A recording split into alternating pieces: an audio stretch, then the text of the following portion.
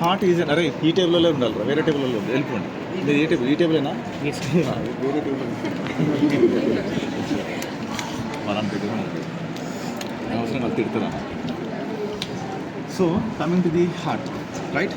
The heart is a conical or pyramidal shaped hollow muscular organ which lies in the middle mediastinum and covered by the pericardium.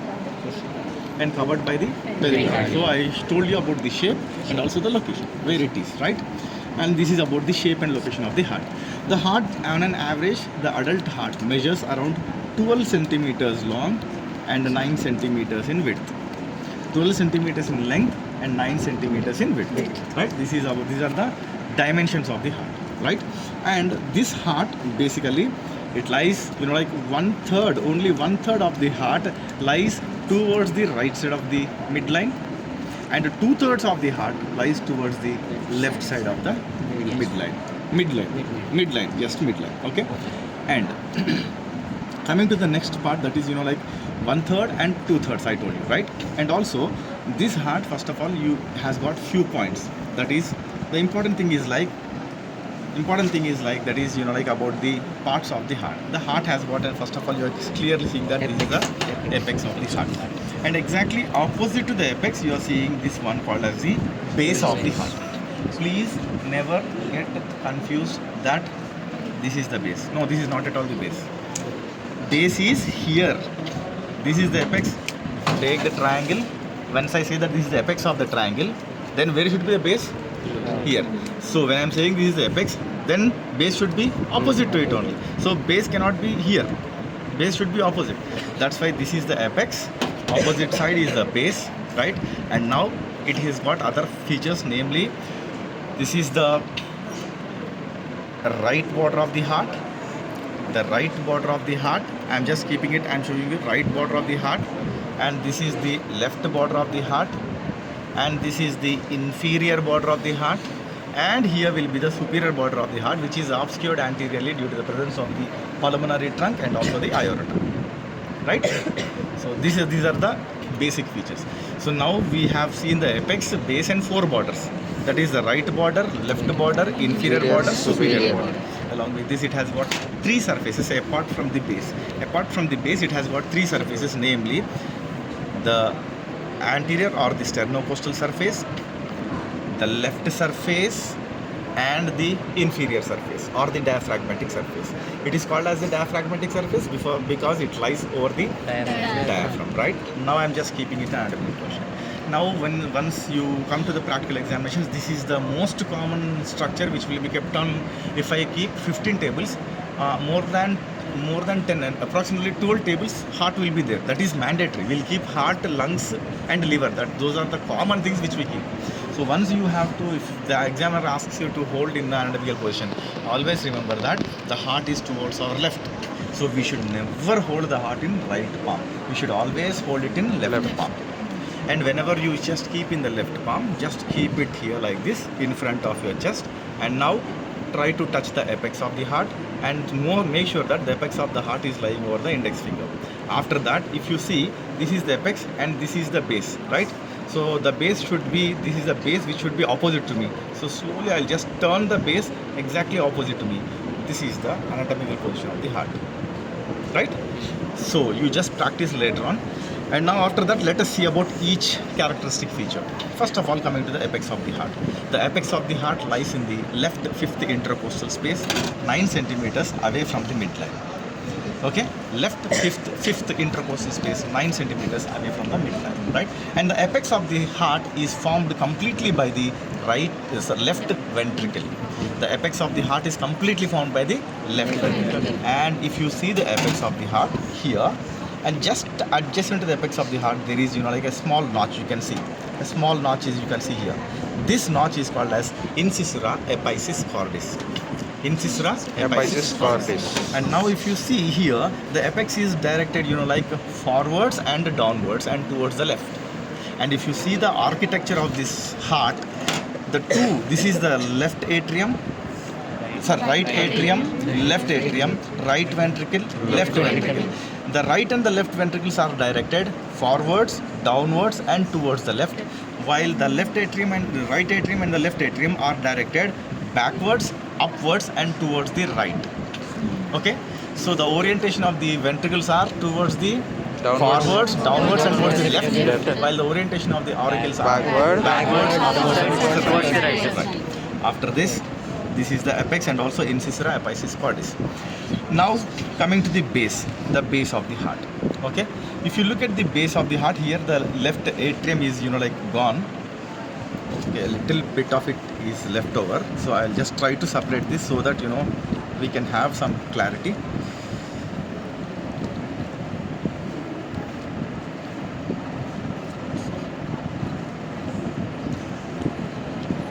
This is the left atrium, this is the pulmonary trunk, and also I just wanted to show you slowly. If I just peel off this connective tissue, I can show you some structures. Yes, pulmonary trunk and yes, now you can see this is the pulmonary trunk, and now here you can see the aorta, right? And now whatever structure you are seeing here, this is the left atrium. So coming to the apex and base. If you look at this base, this is the atrium. So 2/3 of the base is formed by the left atrium, and only 1/3 if it is formed by the part of the right atrium. Again, see, initially I said that 1/3 lies towards the right, 2/3 towards the left. Now coming to the base, 2/3 of the base is formed by the left atrium, 1/3 is only formed by the right atrium.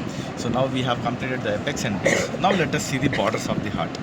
If you see the right border of the heart, it is convex and rounded, and this right border is extending from here, this structure called as the superior vena cava, up to the inferior vena cava. This is the right border of the heart. Okay, and this right border is presenting a shallow white colored groove here, which is called as the sulcus terminalis. Sulcus terminalis, right? So the sulcus terminalis extends from the superior vena cava up to the inferior vena cava, which is forming the right border of the heart. And also coming to the next border, that is the left border of the heart. If you see the left border of the heart, the left border of the heart is starting from the left auricle, and it is going and just towards the left ventricle, and it is extending up to the level of the apex of the heart. So the left border of the heart is like very faded, and it is ill-defined. It is not well defined, it is ill-defined, right? Now coming to the next border, that is the inferior border of the heart. Inferior border of the heart. The inferior border of the heart, it starts from the inferior vena cava, opening of the inferior vena cava. From here it is starting, and now it is extending up to the apex of the heart. Up to the apex of the heart. And most of the inferior border is formed by the right ventricle. Okay, most of the part of the inferior border is formed by the right ventricle, and this inferior border will separate the diaphragmatic surface of the heart from the sternocostal surface, right? So now the last border which we have to see is the superior border of the heart. The superior border of the heart is obscured anteriorly due to the presence of the pulmonary trunk and aorta, but however posteriorly, if you see, this is the superior border of the heart. So most of the superior border of the heart is formed by the left atrium, and only a little part of it is formed by the right atrium. We have completed the apex, base, and also all the borders. Now coming to the surfaces. If you look at the sternocostal surface or the anterior surface, this sternocostal surface, I am just keeping my fingers like this. Yes. Now you can see what are the structures forming the sternocostal surface. The sternocostal surface is formed by the right atrium, right ventricle, only a part of the left ventricle, and also the left auricle. So these are all the structures which forms the anterior surface or the sternocostal surface of the heart. And this anterior surface presents, you can clearly see that it is presenting two grooves. One is groove is here in between the right atrium and the right ventricle, called as the right atrioventricular groove. And also there is another groove here which is going anterior, which is present on the anterior side, and it is present in between the right ventricle and the left ventricle, called as the anterior interventricular groove. The right atrioventricular groove lodges the right coronary artery, while the anterior interventricular groove lodges the anterior interventricular artery, which is a branch of the left coronary artery. Okay, left coronary artery. So now, so on the anterior surface we have seen two grooves. Now coming to the left surface. The left surface of the heart is formed by the following structures like this underneath my fingers. That is the left auricle, left atrium, and the left ventricle. Okay, and it is convex and it is bulged outside towards the left side. Okay, and it is formed by what? The left auricle, left atrium, and the left ventricle only. Right. Coming to the next surface called as the diaphragmatic surface. If you look at this one, if you look at this, like anterior surface, 2/3 of the anterior surface is formed by the right ventricle and only 1/3 is formed by the left ventricle.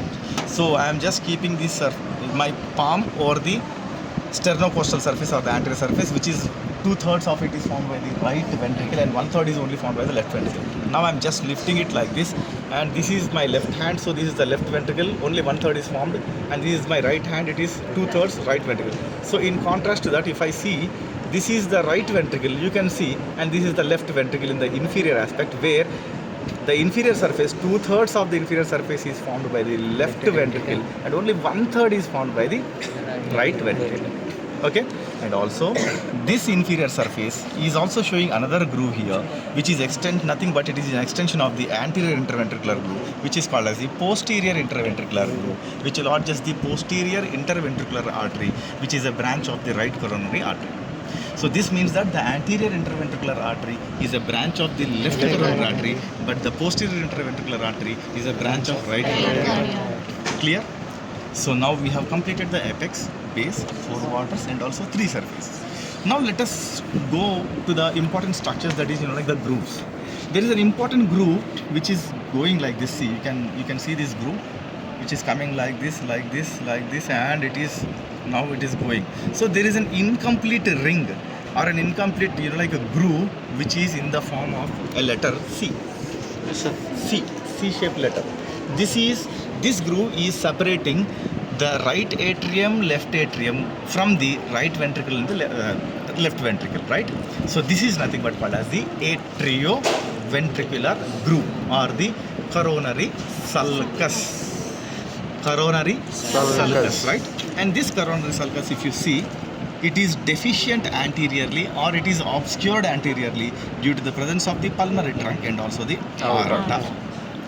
Okay, aorta. However, this coronary sulcus or the atrioventricular groove is now divided into 3 parts. One is here towards the right side, called as, already we know that, called as the right atrioventricular groove. There is also another groove on the left side called as the left atrioventricular groove, and also here on the posterior side you are seeing here called as the posterior atrioventricular groove. Posterior atrioventricular groove. Now coming to the right atrioventricular groove, the right atrioventricular groove lodges the trunk of the right coronary artery, right? And now coming to the left atrioventricular groove, the left atrioventricular groove, right, lodges the circumflex branch of the left coronary artery, because the right coronary artery is very long, but the left coronary artery is like less than 1 centimeters or 1.5 centimeters, because the moment the left coronary artery takes its origin from the left posterior aortic sinus inside, immediately after its origin, it will divide into 2 branches, namely the anterior interventricular artery, which goes into the anterior interventricular groove, and the circumflex branch, which winds around and it goes towards the posterior side, right? So along with this left atrioventricular groove is also a landmark for the termination of this blue-black colored vein called as the great cardiac vein, and also this same left atrioventricular groove is also a landmark for the initiation of another structure called as the coronary sinus. Just now I told that this atrioventricular groove is called as coronary sulcus, but now this left atrioventricular groove is giving origin for the coronary sinus. You know coronary sinus very well, right? All I told you during the embryology class. So we have discussed about the right atrioventricular groove and the left atrioventricular groove. Coming to the posterior atrioventricular groove, it is completely occupied by the coronary sinus. You can see this is the coronary sinus. Whatever I am pushing, these are all the coronary sinus. So we have completed all the grooves and also characteristic features of the heart. Okay, the adult heart weighs around 300 milligrams in males while in females it is little less, slightly less, that is 250 grams. Okay, and also the average size of the heart will be just slightly larger than the clenched fist. Okay, if we clench our fist, it will be little larger than the clenched fist. This is about the external features of the heart. Just keep on studying. I'll come back and we will cut this one and we will see the interior of the heart. Okay.